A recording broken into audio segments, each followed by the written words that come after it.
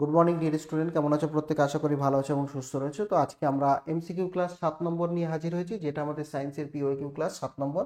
আমরা মেনলি এই সমস্ত ক্লাসে রেলওয়ে পরীক্ষাকে টার্গেট করে এমসিকিউগুলো প্রিপেয়ার করছি, যাতে তোমরা রেলওয়ে পরীক্ষায় সফলভাবে উত্তীর্ণ হতে পারো তোমাদের জন্য। এবং এই ক্লাসটা তোমরা জানো যেদিন হবে সকাল 10টা থেকে হবে। তোমরা বাকি স্যারেদের রুটিন নিশ্চয়ই জানো, যে স্যারের যেমন রুটিন রয়েছে তারা তেমন সময় ক্লাস করাবে। আমার ক্লাস হবে সকাল 10টা থেকে। তো তোমরা অবশ্যই ক্লাসটা করবে, অ্যান্সার করার চেষ্টা করবে এবং সবশেষে কে কত পেয়েছো সেটা অবশ্যই উল্লেখ করবে, যাতে আমার বুঝতে সুবিধা হয়। এবং যারা টেলিগ্রাম চ্যানেলে এখনো জয়েন করোনি তারা অবশ্যই টেলিগ্রাম চ্যানেলে জয়েন করবে, নতুন নোটিফিকেশন পাওয়ার জন্য। সমস্ত আপডেট, ক্লাস, রুটিন বা ইনফরমেশন যাই কিছু হোক পাওয়ার জন্য তোমরা টেলিগ্রাম চ্যানেলে জয়েন করবে। তো চলো আমরা শুরু করছি আজকে আমাদের যে ক্লাস, সেই ক্লাসটা আমরা স্টার্ট করছি 7 নম্বর এমসিকিউ ক্লাস যেটা। তো স্টার্ট করছি প্রথম এমসিকিউ দিয়ে। বলো, প্রথম এমসিকিউ, আলো এবং শব্দের মধ্যে প্রধান পার্থক্য কোনটি? আলো এবং শব্দ দুটোই তো তরঙ্গ, কিন্তু এদের মধ্যে পার্থক্য আছে, তো প্রধান পার্থক্য কোনটি বলো?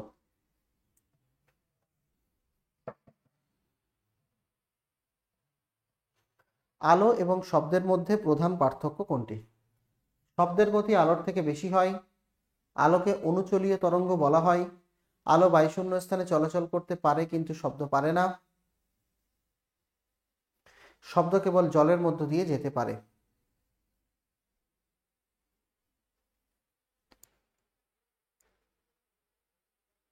আলো এবং শব্দের মধ্যে অনেক পার্থক্য রয়েছে, কিন্তু এই অপশনগুলোর মধ্যে একটাই পার্থক্য আমরা দেখতে পাচ্ছি। কোনটা হবে সেটা? সেটা হবে আমাদের অপশন সি। কি বলছে? যে আলো বায়ুশূন্য মাধ্যমে চলাচল করতে পারে কিন্তু শব্দ কিন্তু বায়ুশূন্য মাধ্যমে চলাচল করতে পারে না। এটা প্রত্যেকে মনে রাখবে। আলো হচ্ছে তড়িৎচুম্বকীয় তরঙ্গ, অবশ্যই আলো তড়িৎচুম্বকীয় তরঙ্গ, আর শব্দ হচ্ছে অনুদৈর্ঘ্য যান্ত্রিক তরঙ্গ। আর আলো হচ্ছে তির্যক তড়িৎচুম্বকীয় তরঙ্গ। এবং আলো শূন্য মাধ্যমের মধ্য দিয়ে যেতে পারে কিন্তু শব্দ পারে না। এবং আলোর গতিবেগ অনেক বেশি। ঠিক আছে? শব্দের গতিবেগ কত? 343 মিটার/সেকেন্ড। আর আলোর গতিবেগ কত? আলোর গতিবেগ 3 × 10⁸ মিটার/সেকেন্ড। প্রচুর বেশি, অনেক বেশি। এখানে তুলনা করা বোকামি। শব্দের থেকে আলোর গতিবেগ হাজার হাজার গুণ বেশি। বোঝা গেছে? নেক্সট আমরা চলে আসি কোশ্চেন নাম্বার 2। প্রতিবিম্ব গঠনে অবতল দর্পণের বৈশিষ্ট্য কোনটি? প্রতিবিম্ব গঠনে অবতল দর্পণের বৈশিষ্ট্য কোনটি বলো? সবসময় সোজা প্রতিবিম্ব তৈরি করে, উল্টো প্রতিবিম্ব তৈরি করে, অবতল দর্পণ প্রতিবিম্বকে উত্তল করে ফেলে, বস্তু এবং পর্দার মধ্যে দূরত্ব ভেদে সোজা বা উল্টো দুই ধরনের প্রতিবিম্ব হতে পারে। বলো, প্রতিবিম্ব গঠনে অবতল দর্পণের বৈশিষ্ট্য কি? এটা একটু ভেবে বলবে। কোশ্চেনটা কিন্তু যথেষ্ট ঘোরানো কোশ্চেন না, চট করে অ্যান্সার দেওয়ার চেষ্টা করবে না, একটু ভাবো, না হলে অ্যান্সার ভুল হবে, নিশ্চিতভাবে অ্যান্সার ভুল হবে। একটু ভাবতে হবে।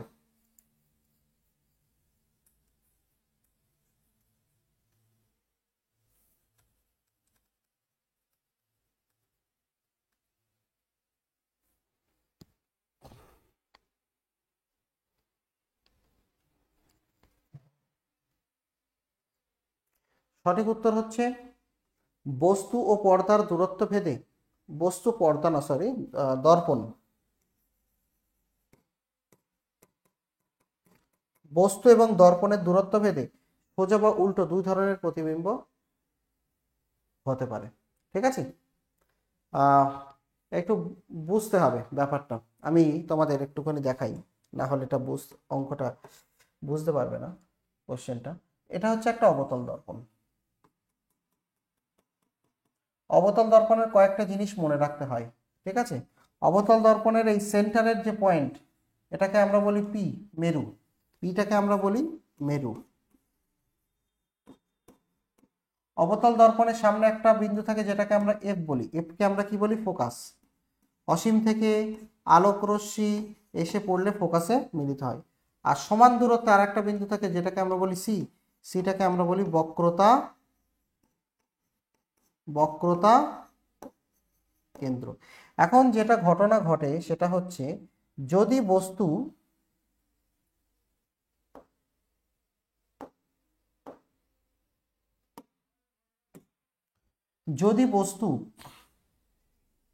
অসীম থেকে, এধারে তো তুমি অসীম দূরত্বে যেতে পারো, ইনফিনিটি।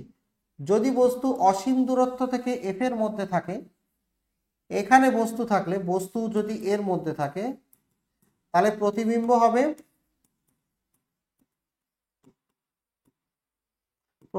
হবে উল্টো। উল্টো প্রতিবিম্ব মানে সৎ প্রতিবিম্ব হবে। কখন? যদি বস্তু অসীম থেকে ফোকাসের মধ্যে যে কোনো জায়গায় থাকে, তাহলে প্রতিবিম্ব হবে সৎ এবং উল্টো। এবং যদি কখনো বস্তু এই ফোকাস থেকে মেরুর মধ্যে থাকে, বস্তু এখানে যদি বস্তু থাকে, এই অঞ্চলের মধ্যে যদি বস্তু থাকে, তাহলে প্রতিবিম্ব হবে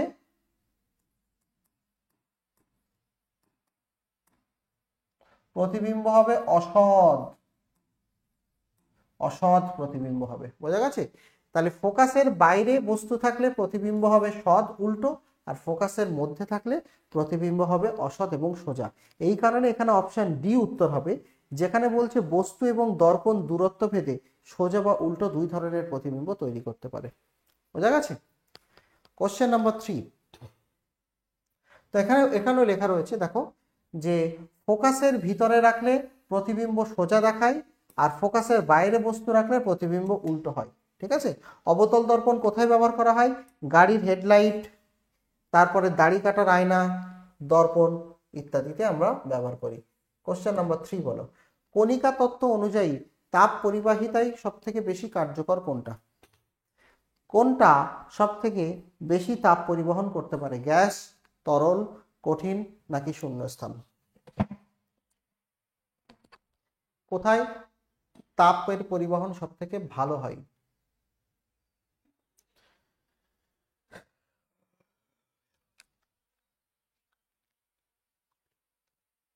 কোথায় তাপের পরিবহন সব থেকে ভালো হয়? গ্যাসে, তরলে, কঠিনে নাকি শূন্যস্থানে? ফটাফট অ্যান্সার দাও, ফটাফট অ্যান্সার দাও।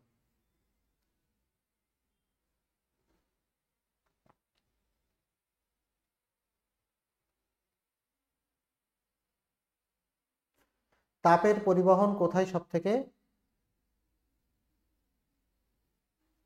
বেশি ভালো হয়?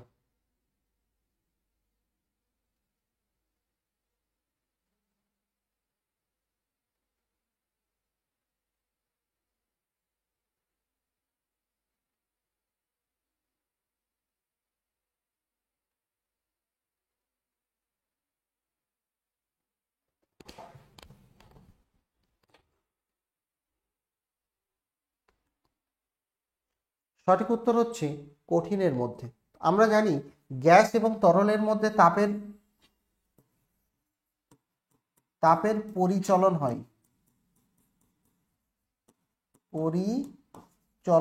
পরিচলন ঘটে। কঠিনের মধ্যে কি হয়? তাপের পরিবহন ঘটে। আর গ্যাসের মধ্যে শূন্যস্থানে কি হয়? শূন্যস্থানে বিকিরণ ঘটে। শূন্যস্থানে কি ঘটে? বিকিরণ ঘটে। তো পরিবহন পদ্ধতিতে তাপ সব থেকে দ্রুত এবং বেশি পরিমাণে যায়। ঠিক আছে? তো কঠিন পদার্থের মধ্যে বিশেষ করে ধাতু যারা, তারা সব থেকে ভালো তাপ পরিবহন করতে পারে। ঠিক আছে? মনে থাকবে, পরিবহন হচ্ছে তাপ যাওয়ার প্রধান পদ্ধতি। ঠিক আছে? পরিচলন বা বিকিরণে অল্প পরিমাণে তাপ প্রবাহিত হয়, কিন্তু পরিবহনে বেশি পরিমাণে তাপ প্রবাহিত হয়। কোশ্চেন নাম্বার 4 বলো, অ্যাসিডের সঙ্গে ক্ষারের বিক্রিয়াকে কি বলা হয়? অ্যাসিডের সঙ্গে ক্ষারের বিক্রিয়া, অ্যাসিড ক্ষার বিক্রিয়াকে আমরা কি বলি?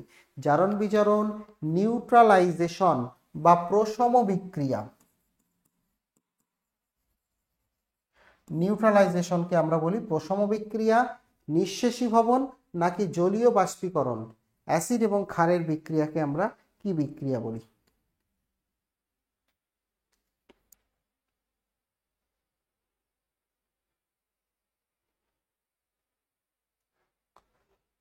তো আমরা সবাই জানি অ্যাসিড এবং ক্ষারের বিক্রিয়াকে প্রশম বিক্রিয়া বলা হয়, কারণ অ্যাসিড এবং ক্ষার বিক্রিয়া করে কি তৈরি করে? লবণ এবং জল তৈরি করে, তাই না? লবণ এবং জল। ফর এক্সাম্পল, আমরা যদি বলি যে আমাদের কাছে একটা অ্যাসিড আছে, sulphuric acid, H2SO4, sulphuric acid plus, sorry, আমরা একটা উদাহরণ নিই, HCl, হাইড্রোক্লোরিক অ্যাসিড প্লাস তোমার ক্ষার OH, ঠিক আছে। HCl তো তোমরা জানো, HCl হচ্ছে একটা অ্যাসিড, আর এটা হচ্ছে একটা ক্ষার। অ্যাসিড এবং ক্ষার যখন বিক্রিয়া করে তখন তখন কি তৈরি করে, লবণ তৈরি করে, NaCl প্লাস জল তৈরি করে। তো লবণ এবং জল এরা প্রশম বস্তু, এরা কি প্রশম বস্তু। কেন প্রশম বস্তু? কারণ এদের পিএইচ কত, পিএইচ হচ্ছে 7, পিএইচ 7 মানে প্রশম। যেহেতু অ্যাসিডের পিএইচ আমরা জানি 7-এর থেকে কম, লেস দ্যান 7, ক্ষারের পিএইচ আমরা জানি গ্রেটার দ্যান 7, 7-এর থেকে বেশি। তো যেহেতু এদের প্রোডাক্ট তৈরি হচ্ছে এমন একটা যৌগ যারা প্রশম, যাদের পিএইচ 7, তাই এদেরকে আমরা বলি নিউট্রালাইজেশন বিক্রিয়া বা প্রশম বিক্রিয়া, ঠিক আছে। তো এখানেও ওই এক্সাম্পলটা লেখা আছে, হাইড্রোক্লোরিক অ্যাসিড এবং সোডিয়াম হাইড্রোক্সাইডের বিক্রিয়ায় সোডিয়াম ক্লোরাইড এবং জল তৈরি হয়, ঠিক আছে। সো অপশান 4 হচ্ছে সঠিক উত্তর। বা আমাদের পেটে যখন অত্যন্ত অ্যাসিড হয় তখন আমরা কি হয়, অ্যান্টাসিড খাই। অ্যান্টাসিড মানে এক প্রকার ক্ষার যেটা গিয়ে অ্যাসিডকে কমিয়ে দেয়, ঠিক আছে। কোশ্চেন নাম্বার 5,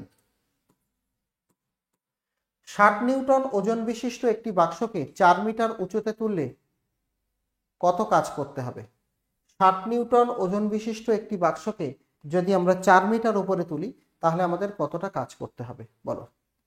60 মিটার ওজন একটা বস্তুর, আর আমরা কতটা উপরে তুলছি, 4 মিটার উপরে তুলছি, তো কতটা কাজ করতে হবে ভেবে চিন্তে বলো।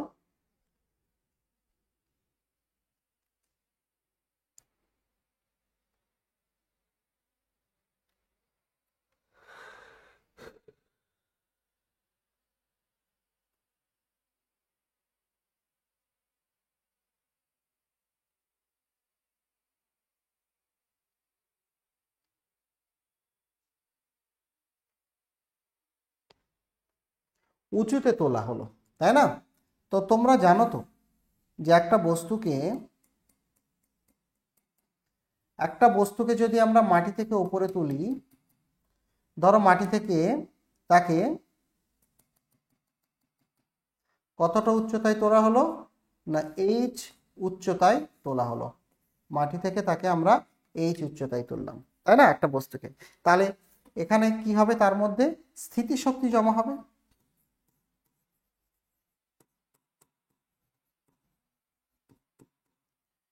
এই যে স্থিতিশক্তি জমা হবে এটাই তোমার কৃতকার্য। মনে থাকবে, উপরে যখন তুলবো একটা বস্তুকে, যখন আমরা উপরে তুলবো তখন আমরা কতটা কাজ করতে হবে এরকম যদি প্রশ্ন চাই, তাহলে উপরে তুললে যা স্থিতিশক্তি হবে ততটাই কাজ করতে হবে। বাস, বাকি কাজটা এবার তোমরা নিশ্চয়ই পারবে। স্থিতিশক্তির ফর্মুলা ফেলে দাও। স্থিতিশক্তির ফর্মুলা কত? স্থিতিশক্তির ফর্মুলা mgh, এখানে m ইন্টু জি ইন্টু এইচ। এমজিটা কি? এমজিটা হচ্ছে ওজন, তাই না। এমজি হচ্ছে বস্তুর ওজন, আর এইচ মানে হচ্ছে উচ্চতা।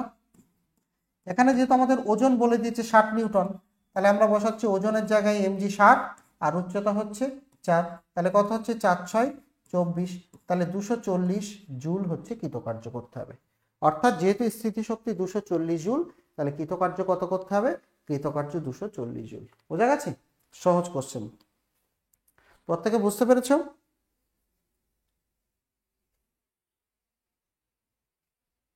ওকে, কোশ্চেন নাম্বার 6,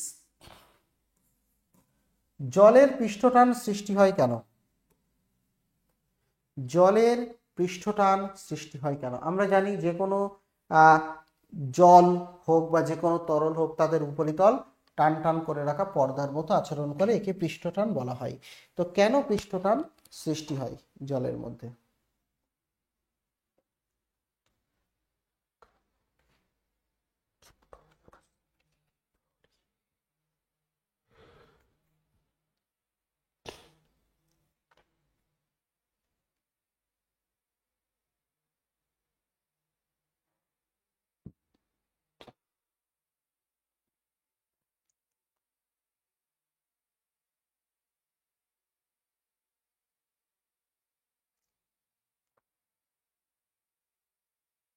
সঠিক উত্তর হচ্ছে হাইড্রোজেন বন্ধনের কারণে।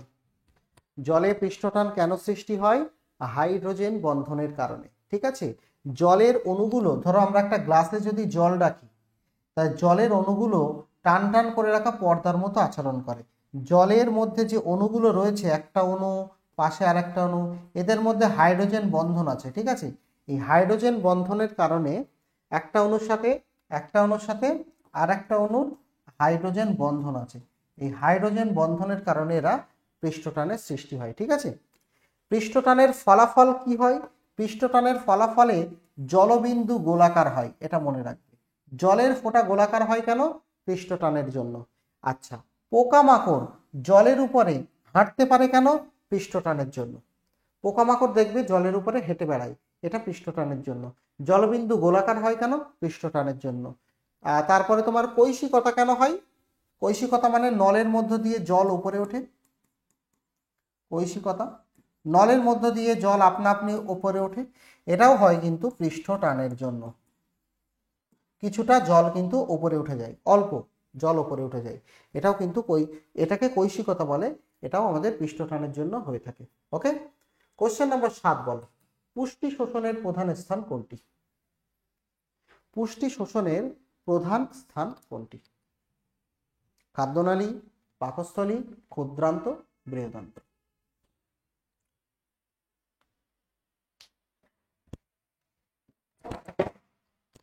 অর্থাৎ আমাদের নিশ্চয়ই তোমরা হজমতন্ত্র পড়েছো।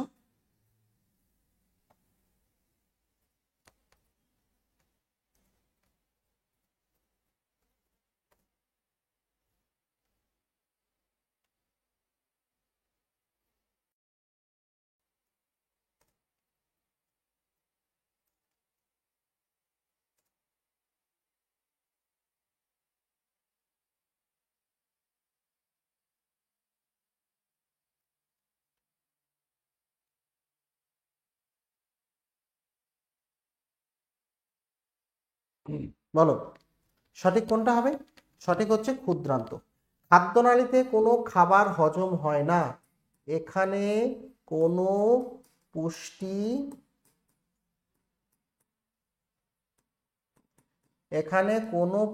শোষণ হয় না।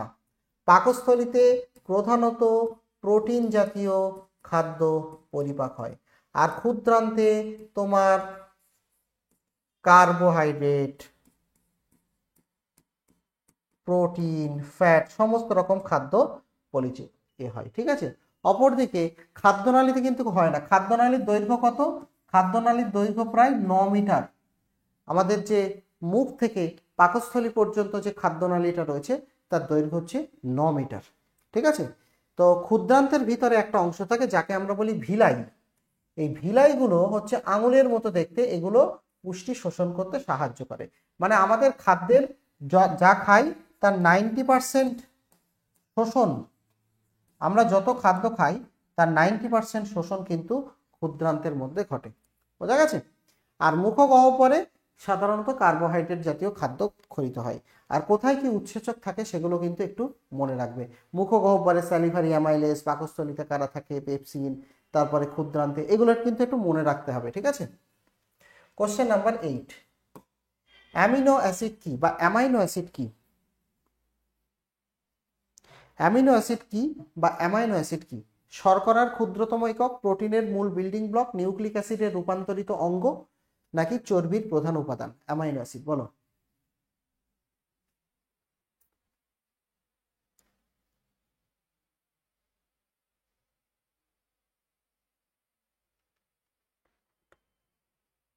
অ্যামাইনো অ্যাসিড গুলো কি?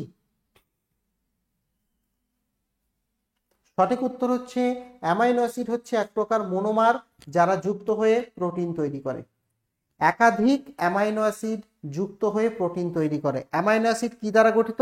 কার্বন, নাইট্রোজেন এবং হাইড্রোজেন দ্বারা গঠিত। অ্যামাইনো অ্যাসিড হচ্ছে ছোট ছোট অণু। অনেকগুলো অ্যামাইনো অ্যাসিড একে অপরের সঙ্গে জুড়ে জুড়ে একটা বড় প্রোটিন তৈরি করে। একটা প্রোটিনের মধ্যে তার মানে অসংখ্য অ্যামাইনো অ্যাসিড থাকতে পারে, কিন্তু টোটাল কত রকমের অ্যামাইনো অ্যাসিড রয়েছে? 20 রকমের, ঠিক আছে। এই 20 প্রকার যে অ্যামাইনো অ্যাসিড, এরা বিভিন্ন ক্রমে যুক্ত হয়, বিভিন্ন ক্রমে যুক্ত হয়ে অগণিত প্রোটিন তৈরি করতে পারে, ঠিক আছে। বিভিন্ন রকম ভাবে সজ্জিত হয়ে 20 রকমের অ্যামাইনো অ্যাসিড সজ্জিত হয়ে প্রচুর প্রোটিন তৈরি করতে পারে, ঠিক আছে। আর প্রোটিন তাহলে মনে রাখবে, ঠিক আছে। প্রোটিন আমাদের শরীরে অনেক কাজ করে। অ্যামাইনো অ্যাসিড হচ্ছে 20 রকমের, ঠিক আছে। অ্যামাইনো অ্যাসিড হচ্ছে 20টি আছে। আর এর মধ্যে 9টি অ্যামাইনো অ্যাসিডকে বলা হয় অপরিহার্য। তোমরা নিশ্চয়ই জানো অপরিহার্য কেন, কারণ এগুলো আমাদের দেহে সঞ্চিত হয় না। এগুলো আমাদের দেহে সঞ্চিত হয় না, এগুলো আমাদের বাইরে থেকে গ্রহণ করতে হয়। তাই এদেরকে আমরা কি বলি, অপরিহার্য অ্যামাইনো অ্যাসিড। এবং এই 9টার নাম মনে রাখতে হবে, পরীক্ষায় আসে এইভাবে মনে রাখবে। Private team hall, PVT, private, TIM, team, HALL, ঠিক আছে, হল। পি থেকে phenylamine, valine, tryptophan, thiamine, isoleucine, methionine, histidine, lysine, leucine. 9টা অ্যামাইনো অ্যাসিড তোমাদের মনে রাখতে হবে, ঠিক আছে। এবং এই 20টা বিভিন্ন রকমভাবে যুক্ত হয়ে আমাদের শরীরে বড় বড় প্রোটিন তৈরি করে। তাহলে প্রোটিন হচ্ছে মনোমার, এই পলিমার, আর অ্যামাইনো অ্যাসিড হচ্ছে তার মনোমার। কোশ্চেন নাম্বার 9 বলো, মেরুদণ্ডী প্রাণীর মূল বৈশিষ্ট্য কোনটি? মেরুদণ্ডী প্রাণীদের মূল বৈশিষ্ট্য কোনটি?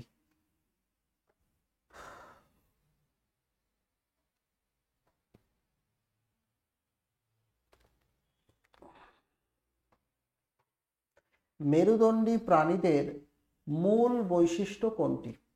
স্নায়ুকোষের অভাব, কঙ্কাল সিস্টেম, অন্তঃকঙ্কাল এবং মেরুদণ্ডের উপস্থিতি, দেহের অভ্যন্তরে মাতৃজঠর।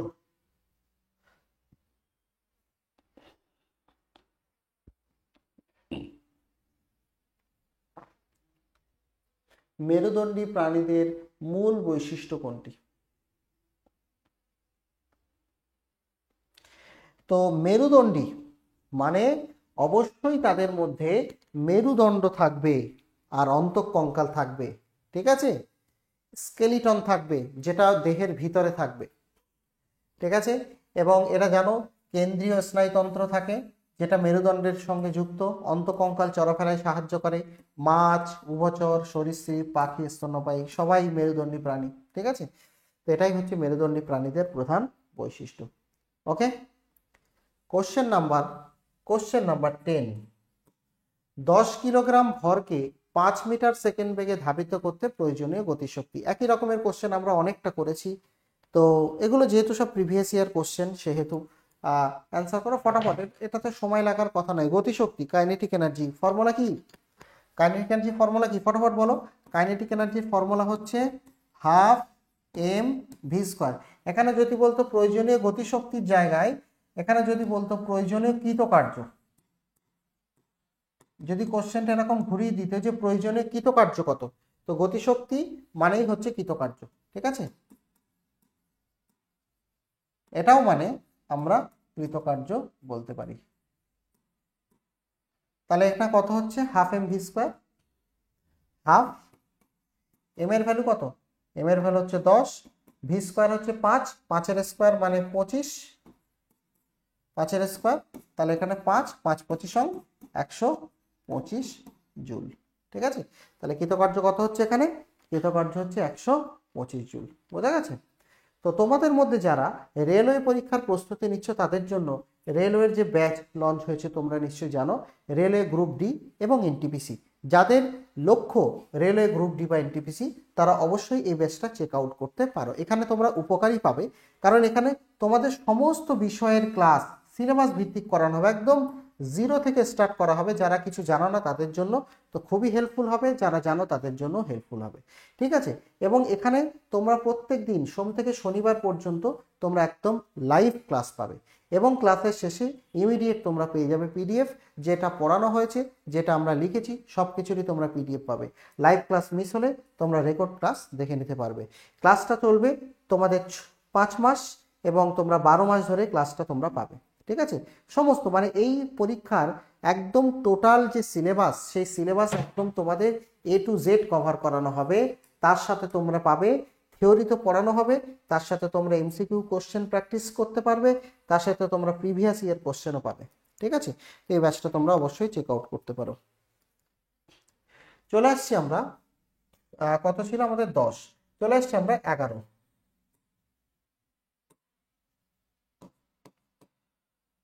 হাইড্রোপনিক্স পদ্ধতিতে কিভাবে উদ্ভিদ চাষ করা হয়? হাইড্রোপনিক্স পদ্ধতিতে আমরা কিভাবে উদ্ভিদ চাষ করি বলো। হাইড্রোপনিক্স পদ্ধতিতে আমরা কিভাবে উদ্ভিদ চাষ করি বলো। দেখো, হাইড্রো, হাইড্রো মানে হচ্ছে জল, মনে থাকবে এটা। হাইড্রো শব্দের অর্থ কি? হাইড্রো শব্দের অর্থ হচ্ছে জল, ঠিক আছে। তো আমরা কি করব, জলযুক্ত পরিবেশ যেখানে মাটি নেই, মাটি যেখানে নেই, মাটি ছাড়াই জলযুক্ত পরিবেশে উদ্ভিদের শিকড় ডুবিয়ে রেখে যে পদ্ধতিতে চাষ করা হয় তাকে বলা হচ্ছে হাইড্রোপনিক্স পদ্ধতি। বোঝা গেছে?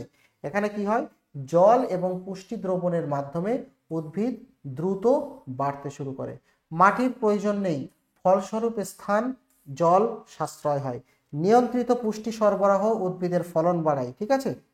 তো শহুরে মাটিতে এই চাষটা খুবই কিন্তু জনপ্রিয়, হাইড্রোপনিক্স পদ্ধতি। ক্লিয়ার? মনে থাকবে, এটা খুব ইম্পর্টেন্ট একটা কোশ্চেন। হাইড্রোপনিক্স পদ্ধতি বর্তমানে খুবই জনপ্রিয় এই পদ্ধতিটা, জল ছাড়া উদ্ভিদ, মাটি ছাড়া উদ্ভিদ চাষ। কোশ্চেন নাম্বার 12, ভূমিকম্পে সব থেকে ক্ষতিকর তরঙ্গ কোনটি? ভূমিকম্পে সব থেকে ক্ষতিকর তরঙ্গ কোনটি? পি তরঙ্গ, এস তরঙ্গ, সারফেস তরঙ্গ, গামা তরঙ্গ।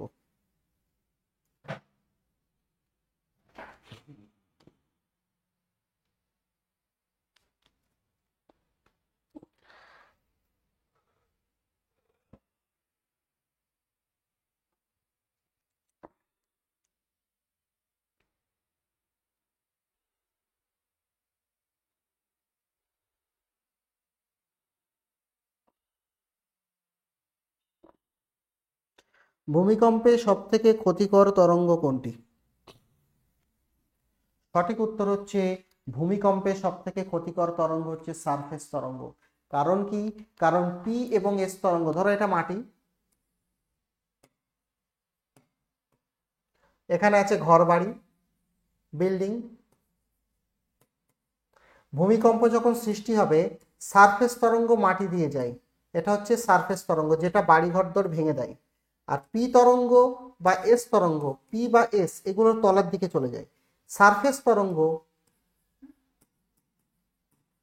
সারফেস ওয়েভ, এটা মাটির উপর দিয়ে যায় এবং যত ধ্বংসাত্মক কার্যকলাপ চালায়। তাহলে এখানে সঠিক উত্তর হচ্ছে সারফেস তরঙ্গ, যেটা সারফেস বা মাটি দিয়ে যায়। আর মাটি দিয়ে যেটা যাবে সেটাই ক্ষতিকর, কারণ ওর প্রভাবেই কিন্তু ঘর বাড়ি ভেঙে যায়। বুঝতে পেরেছো? তাহলে সারফেস তরঙ্গ, সারফেস তরঙ্গ কি করে, ভূপৃষ্ঠে ছড়িয়ে পড়ে এবং ধ্বংসাত্মক কম্পন সৃষ্টি করে। আর পি এবং এস এরা গভীরে গমন করে, ঠিক আছে। ভূমিকম্পের মাত্রা কিসে মাপা হয়? রিক্টার স্কেলে মাপা হয় ভূমিকম্পের মাত্রা, ঠিক আছে। এবং পৃথিবীর অভ্যন্তরে প্রাকৃতিক উৎসকে ভূমিকম্পের কেন্দ্র বা ফোকাস বলা হয়। ভূমিকম্প একটা জায়গায় সৃষ্টি হয়, ঠিক আছে। কোশ্চেন নাম্বার 13 বলো, একটি বস্তুকে 10 নিউটন বল প্রয়োগ করে 4 মিটার সরানো হলো, কৃতকার্য কত হবে? 10 নিউটন বল প্রয়োগ করে 4 মিটার সরানো হলো, কৃতকার্য কত হবে?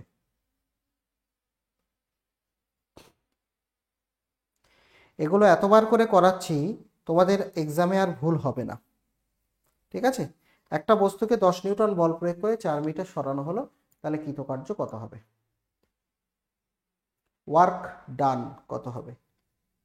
সহজ কোশ্চেন, বলো প্রত্যেকে অ্যান্সার করো দেখি।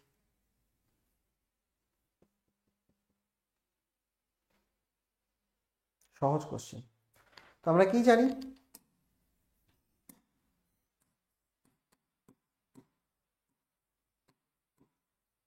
কৃতকার্য সমান সমান বল ইন্টু সরণ। বল কত? বল হচ্ছে 10 নিউটন, সরণ কত? 4 মিটার। তাহলে 4×10 আমি ইংরেজিতে লিখছি, ওখানে বাংলায় লেখা আছে, 4×10 40 জুল, ঠিক আছে। তাহলে এখানে কৃতকার্য কত হচ্ছে? কৃতকার্য হচ্ছে 40 জুল। ক্লিয়ার? 40 জুল কৃতকার্য। কোশ্চেন নাম্বার 15 বলো, মাধ্যাকর্ষণ ত্বরণ কোথায় সব থেকে বেশি হয়?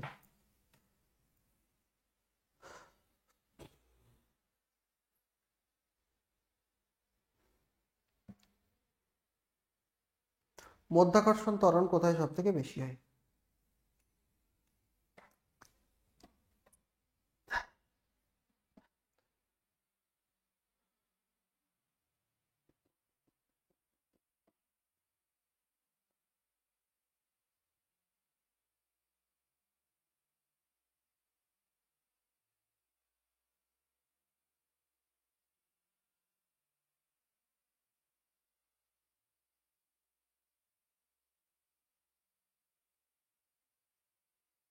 সঠিক উত্তর হচ্ছে মেরু অঞ্চলে। ঠিক আছে, মনে রাখবে মেরু অঞ্চল মানে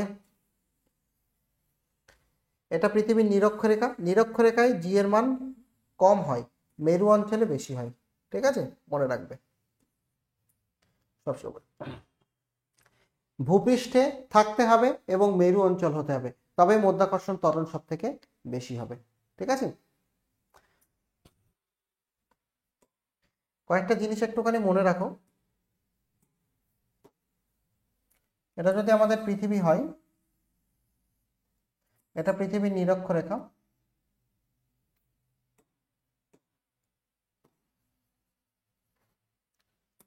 এটা মেরু অঞ্চল। যত আমরা নিরক্ষরেখা থেকে মেরুর দিকে যাবো তখন জি বাড়বে। মেরু অঞ্চল থেকে যখন নিরক্ষীয় অঞ্চলের দিকে যাব তখন জি এর ভ্যালু কি হবে? জি এর ভ্যালু কিন্তু বাড়বে।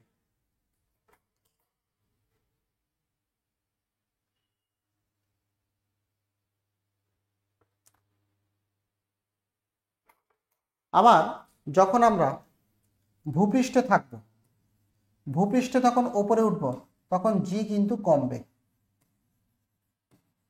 আবার ভূপৃষ্ঠ থেকে যখন আমরা নিচের দিকে যাব তখনও জি কিন্তু কমবে। ভূপৃষ্ঠে থাকলে জি এর ভ্যালু সব থেকে বেশি, আবার ভূপৃষ্ঠের মধ্যে কোথায় বেশি? সব থেকে বেশি হচ্ছে মেরু অঞ্চলে। ক্লিয়ার? এটা খেয়াল রাখবে, এটা অনেক সময় ঘুরিয়ে ফিরিয়ে কিন্তু প্রশ্ন আমাদের পরীক্ষায় আসে। নেক্সট হচ্ছে কোশ্চেন নম্বর 16, একটি পেন্ডুলামের সময়কাল হচ্ছে 2 সেকেন্ড, 32 বার দোলন হতে কত সময় লাগবে?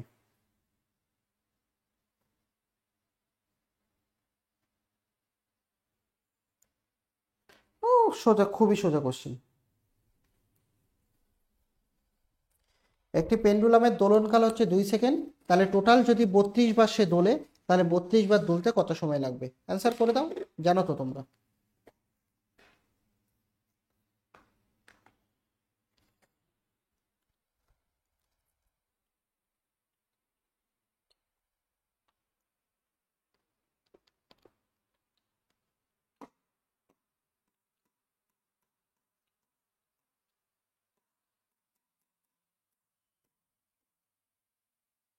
এটা হচ্ছে পেন্ডুলাম। পেন্ডুলাম একবার গিয়ে এরকম ফেরত আসতে তার 2 সেকেন্ড সময় লাগে। তাহলে একবার যদি 2 সেকেন্ড সময় লাগে, তাহলে 32 বার দুলতে কত সময় লাগবে? 64 সেকেন্ড সময় লাগবে, 1 মিনিট 4 সেকেন্ড সময় লাগবে। ঠিক আছে, এটা তো তেমন কিছু নেই, সিম্পল কোশ্চেন এটা। ওকে, চলে আসছে আমরা কোশ্চেন নাম্বার 17।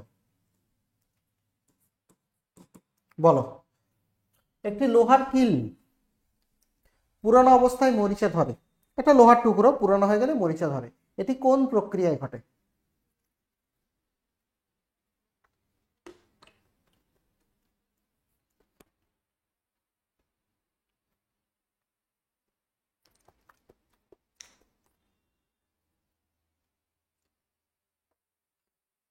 মরিচা পড়া কি ধরনের বিক্রিয়ার মধ্যে পড়ে?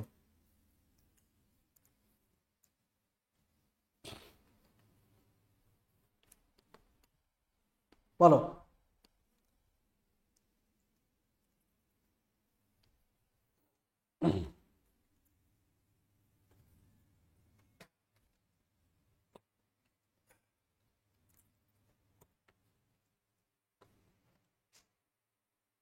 তোমরা জানো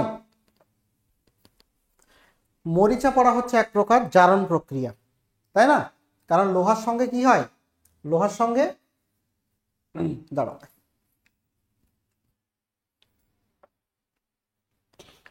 লোহার সঙ্গে অক্সিজেন এবং জলীয় বাষ্পের বিক্রিয়ায় মরিচা তৈরি হয়। অক্সিজেন এবং জলীয় বাষ্পের বিক্রিয়ায় মরিচা তৈরি হয়।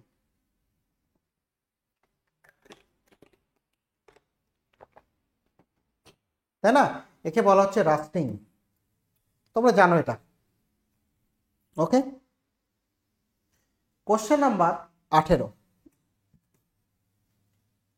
এটা বলো, ফটোসিনথেসিস প্রক্রিয়ায় গাছ কিভাবে অক্সিজেন উৎপন্ন করে? সালোক সংশ্লেষ প্রক্রিয়ায় গাছ কিভাবে অক্সিজেন উৎপন্ন করে?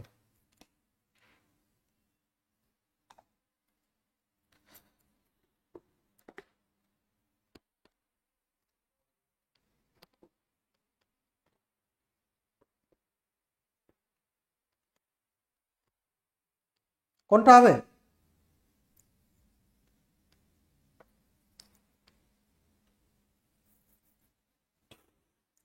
প্রশ্ন আসে পরীক্ষায় যে সালোক সংশ্লেষ প্রক্রিয়ায় তোমার উৎপন্ন হয় কি কি? সালোক সংশ্লেষ প্রক্রিয়ায় কি কি উৎপন্ন হয়? এখান থেকে কিন্তু প্রশ্ন আসে।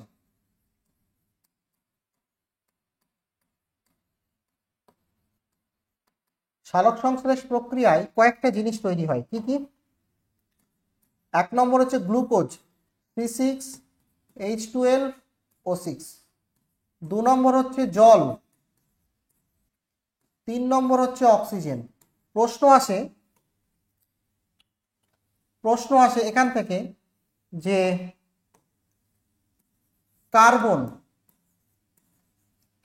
কার্বনের উৎস, অর্থাৎ সালোক সংশ্লেষ প্রক্রিয়ায় যে গ্লুকোজ তৈরি হয় সেই গ্লুকোজে কার্বনের উৎস কোনটি? আবার আসে আরেকটা প্রশ্ন, সালোক সংশ্লেষ প্রক্রিয়ায় অক্সিজেনের উৎস কোনটি?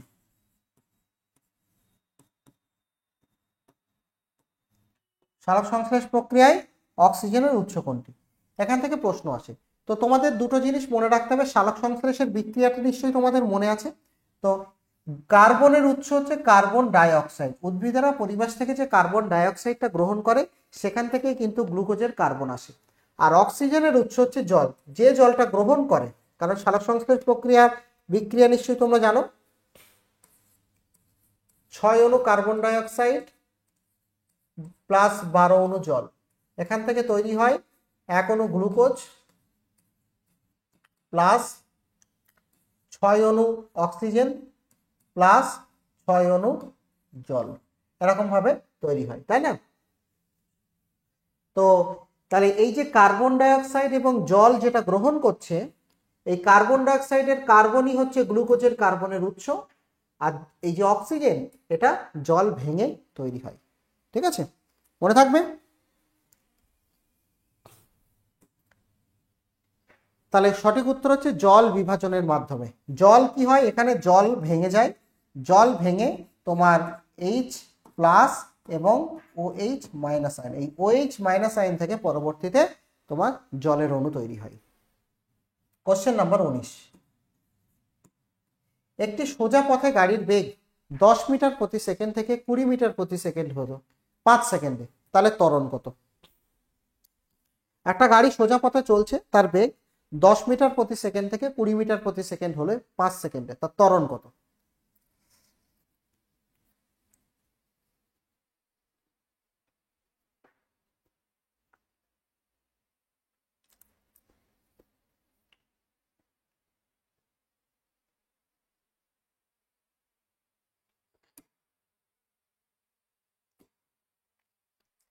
এই অঙ্কটা করার জন্য আমি তোমাদের একটা ফর্মুলা কিন্তু বলে দিয়েছিলাম, তোমাদের যদি মনে থাকে।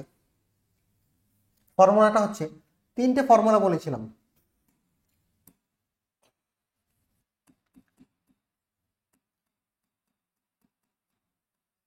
এই জাতীয় অঙ্কগুলো যাই আসুক না কেন 3টে গতিসূত্রের সাহায্যে সলভ করা যাবে। এক হচ্ছে ভি সমান সমান ইউ প্লাস এটি, 2 নম্বর হচ্ছে ভি স্কোয়ার সমান সমান ইউ স্কোয়ার প্লাস 2 AS, 3 নম্বর হচ্ছে এস সমান সমান ইউটি প্লাস হাফ এটি স্কোয়ার। এই তিনটে ফর্মুলার সাহায্যে করা যায়। ভি হচ্ছে অন্তিম বেগ, ইউ প্রাথমিক বেগ, এ হচ্ছে ত্বরণ, টি হচ্ছে সময়, এস হচ্ছে সরণ। এগুলো আমরা জানি, এগুলো আগেও বলেছি, এখন আর আলাদা করে লিখছি না। তো আমাদের এখানে কি বলছে, ছিল 10 মিটার, মানে প্রাথমিক বেগ ইউ, ইউ এর ভ্যালু ছিল 10 মিটার প্রতি সেকেন্ড। অন্তিম বেগ, বেগ বেড়ে হলো ভি, ভি এর ভ্যালু হচ্ছে 20 মিটার প্রতি সেকেন্ড। তাহলে তোমার ত্বরণ কত? তাহলে আমরা এই ফর্মুলা থেকে পাচ্ছি ভি সমান সমান ইউ প্লাস এটি, এটি সমান সমান ভি মাইনাস ইউ। তাহলে এ ত্বরণ সমান সমান V minus U divided by T. V এর ভ্যালু কত? ভি এর ভ্যালু হচ্ছে 20, ইউ এর ভ্যালু কত? ইউ এর ভ্যালু হচ্ছে 10, আর সময় কত? সময় হচ্ছে তোমার 5 সেকেন্ড, 5 সেকেন্ড। তাহলে কত হচ্ছে 10/5, তাহলে 2 মিটার পার সেকেন্ড স্কোয়ার। তাহলে ত্বরণ কত? ত্বরণ এখানে হচ্ছে 2 মিটার পার সেকেন্ড স্কোয়ার। বোঝা গেছে? অপশন এ হচ্ছে সঠিক উত্তর। Question number 20।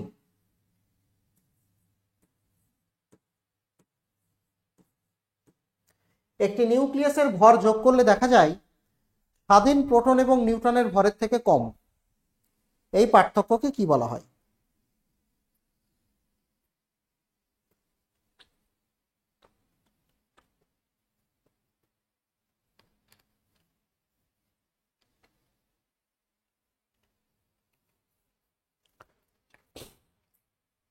বলো।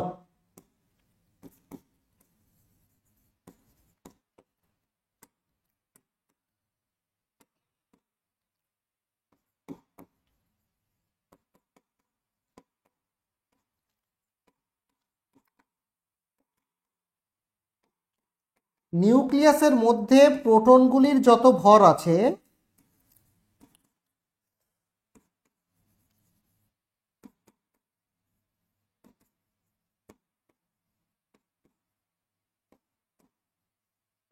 নিউক্লিয়াসের মধ্যে প্রোটন এবং নিউট্রনগুলির টোটাল যে ভর, সেই ভরটা বেশি নিউক্লিয়াসের ভরের থেকে। কারণ তুমি একটা জিনিস দেখো, একটা নিউক্লিয়াস আছে, এই নিউক্লিয়াসের মধ্যে তো তোমার প্রোটন থাকবে, নিউট্রন থাকবে। তাহলে প্রোটনের ভর আর নিউট্রনের ভর, এটাই তো নিউক্লিয়াসের ভর হওয়া উচিত, কিন্তু তা হয় না। নিউক্লিয়াসের মধ্যে প্রোটন এবং নিউট্রনের আলাদা আলাদা করে যে ভর হবে, সেটা নিউক্লিয়াসের থেকে বেশি হবে। কেন হবে? এই পার্থক্যকে আমরা কি বলি? এই পার্থক্যকে আমরা বলি ভর ঘাটতি বা ভর ত্রুটি। ইংরেজিতে বলা হয় মাস ডিফেক্ট।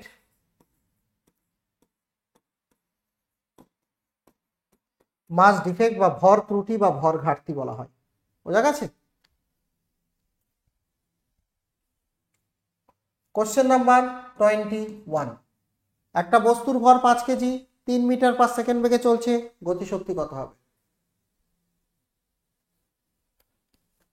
তো এটা আমি আর সময় নেব না। কাইনেটিক এনার্জি মানে হাফ এম ভি স্কোয়ার, তাহলে হাফ ইন্টু 5 ইন্টু 3 × 9, তাহলে 5 9 45 ডিভাইডেড বাই 9, তাহলে 45/9, এই সরি ডিভাইডেড বাই 2, তাহলে 2 কত হলে 22 দুগুণী 44, 5 দুগুণী 10, 22.5, 22.5 জুল। এই sorry, half M V square, 3 × 9, half into 5, 5 না, ঠিক আছে, অপশন বি হবে আমাদের সঠিক উত্তর। বোঝা গেছে? ক্লিয়ার এটা প্রত্যেকের কাছে? নেক্সট আমরা চলে আসছি কোশ্চেন নাম্বার 22। ভরের রক্ষণশীলতা সূত্র রাসায়নিক বিক্রিয়ার ক্ষেত্রে, ঠিক আছে, এটা একটুখানি উল্লেখ করে দিই।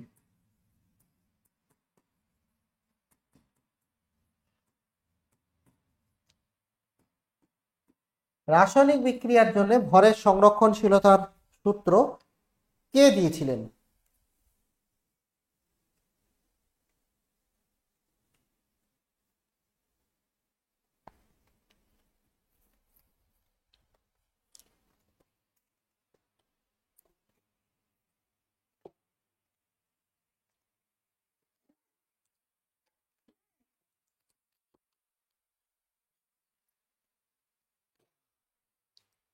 অর্থাৎ যারা বিক্রিয়া করবে,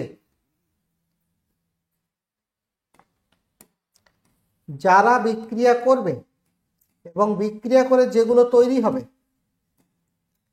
এদের মোট ভর এবং এদের বিক্রিয়ক এবং বিক্রিয়াজাত পদার্থের ভরগুলি সমান হবে, এটা সর্বপ্রথম কে প্রস্তাব করেছিলেন?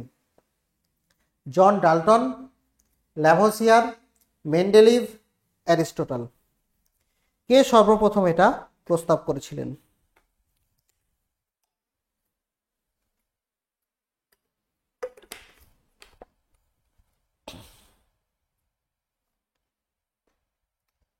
সঠিক উত্তর হচ্ছে ল্যাভোসিয়ার।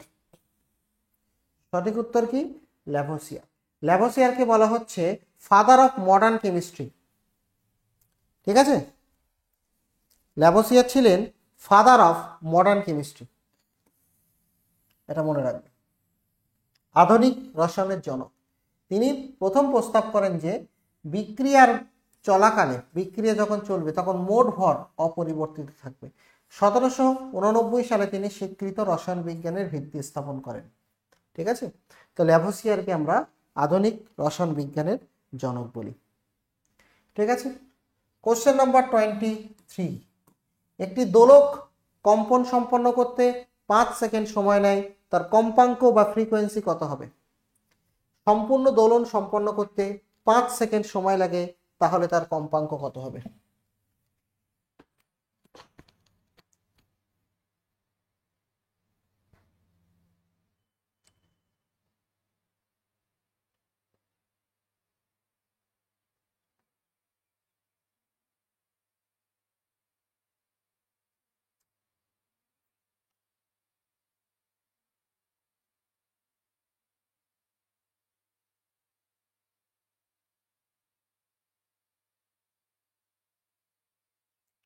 ভাবো, দোলকের অঙ্ক তোমরা করেছো এর আগেও। তোমরা জানো একটা দোলক কিভাবে কাঁপে? একটা পেন্ডুলাম যদি আমরা এখানে ঝুলিয়ে দিই,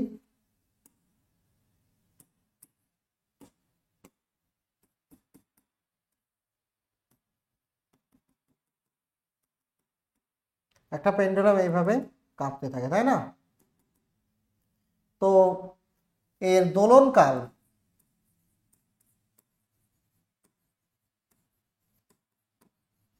বা এটাকে অনেকে বলে পর্যায়কাল।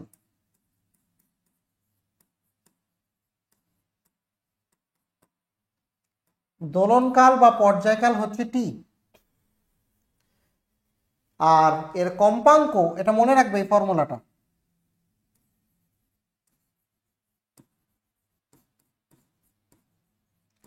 কম্পাঙ্ক সমান সমান 1/t, অর্থাৎ এর অনন্য। আবার টি সমান সমান 2π√L/g। এল কি? এল হচ্ছে দড়ির দৈর্ঘ্য, যে দড়ি দিয়ে ঝুলে থাকবে।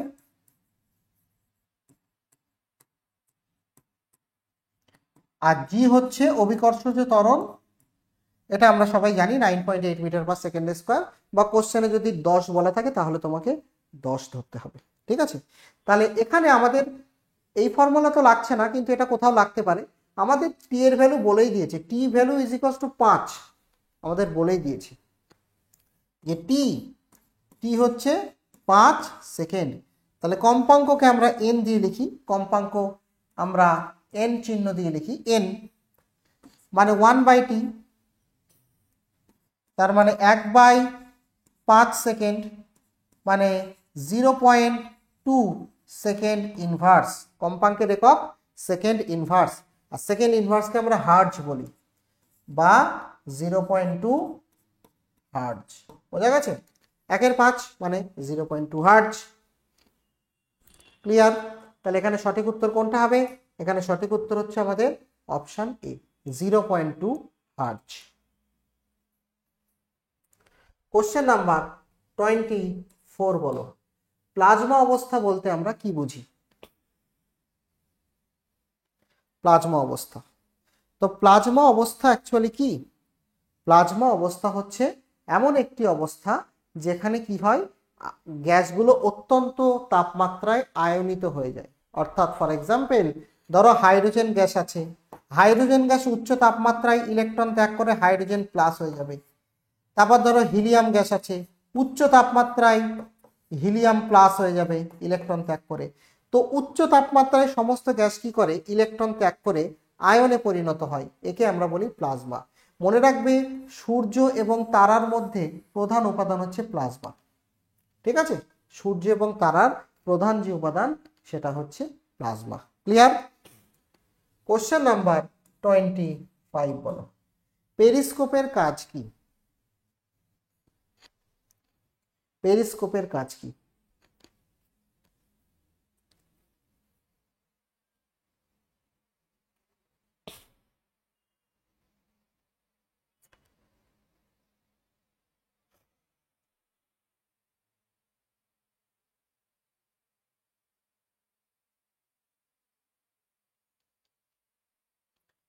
পেরিস্কোপ যন্ত্রটা কেমন দেখতে হয়?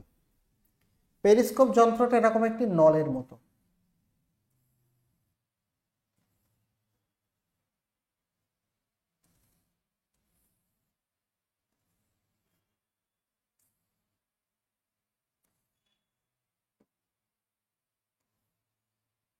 ঠিক আছে, এখানে একটা আয়না থাকে, এখানে একটা আয়না থাকে। কি হয়, কোনো একটা বস্তু ধরো এখানে আছে, একটা গাছ আছে, গাছের থেকে আলো পেরিস্কোপের মধ্যে এসে পড়বে। এখানে দর্পণ আছে, দর্পণে প্রতিফলিত হয়ে তলার দিকে যাবে। এখানে দর্পণ আছে, দর্পণে প্রতিফলিত হয়ে আবার এদিকে যাবে। এবং আলোটা যখন এখান দিয়ে বের হবে, আমরা যদি এখানে চোখ রাখি তাহলে আমরা ছবিটা এখানে দেখতে পাবো, গাছের ছবিটা এখানে এই আয়নায় আমরা দেখতে পাবো। তাহলে তলায় বসে ওপরের জিনিস দেখা যায়, এটা হচ্ছে পেরিস্কোপের কাজ। অর্থাৎ এখানে অপশন ডি হবে আমাদের সঠিক উত্তর। বোঝা গেছে? কোশ্চেন নাম্বার আমরা চলে আসছি 26। একটি গাড়ি অতিক্রম করলো 90 কিলোমিটার পথ 2 ঘন্টায়, গাড়িটির গড় গতিবেগ কত? মিটার পার সেকেন্ডে বার করতে হবে। তো গড় গতিবেগ মানে কি?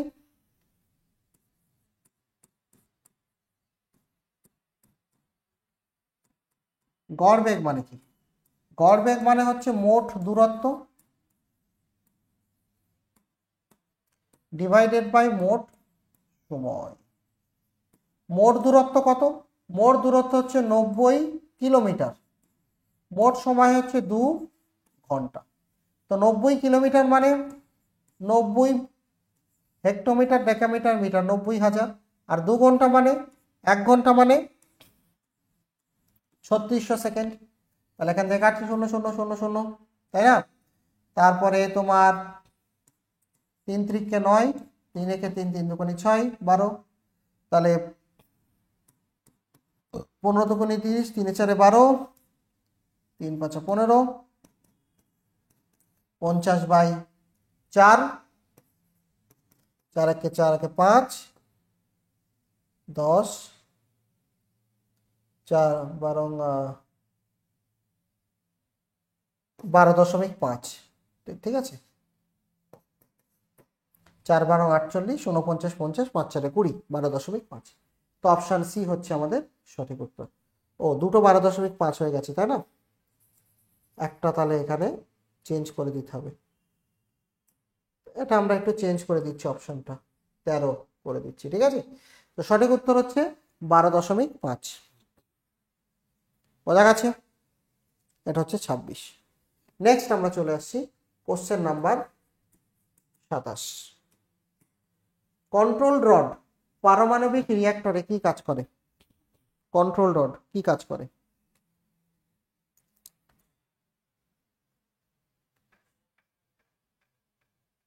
কন্ট্রোল রড পারমাণবিক রিঅ্যাক্টরে কি কাজ করে?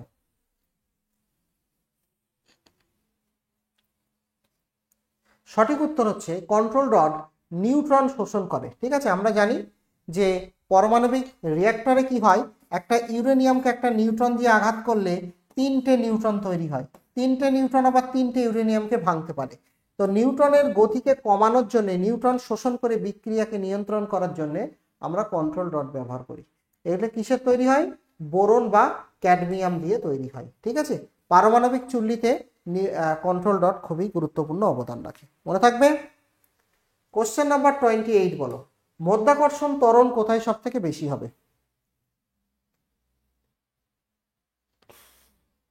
মধ্যাকর্ষণ ত্বরণ কোথায় সব থেকে বেশি হবে? একটু আগেই বলেছি, একটু আগেই বলা হয়েছে মধ্যাকর্ষণ ত্বরণ মেরু অঞ্চলে সব থেকে বেশি হবে। এই যে একটু আগে বলে দিয়েছি, কই গেল, এই যে, ঠিক আছে, এটা হচ্ছে মেরু অঞ্চল। মেরু অঞ্চলের দিকে যত যাবে মধ্যাকর্ষণ ত্বরণ বাড়বে। আর এটা হচ্ছে নিরক্ষীয় অঞ্চল। নিরক্ষীয় অঞ্চলে মধ্যাকর্ষণ ত্বরণের মান তুলনামূলকভাবে কম, তাই না? তাহলে এটা হচ্ছে আমাদের সঠিক উত্তর, 28 মেরু অঞ্চল হচ্ছে সঠিক উত্তর। কোশ্চেন নাম্বার 29 বলো, একটি বৈদ্যুতিক বাল্বের ক্ষমতা 100 ওয়াট 2 ঘন্টায় কত জুল শক্তি ব্যয় করবে? 2 ঘন্টায় কত জুল শক্তি ব্যয় করবে বলো।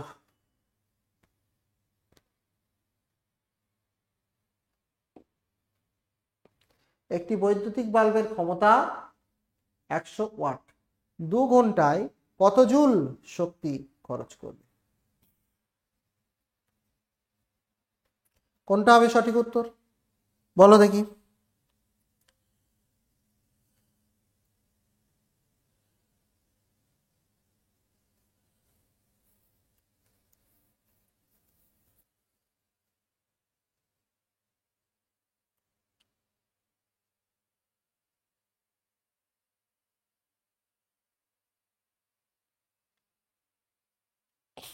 সঠিক উত্তর হচ্ছে 7.2 ইন্টু, আবারও ওভারল্যাপ হয়ে গেছে আনসার, এটা 10⁶ করে দাও।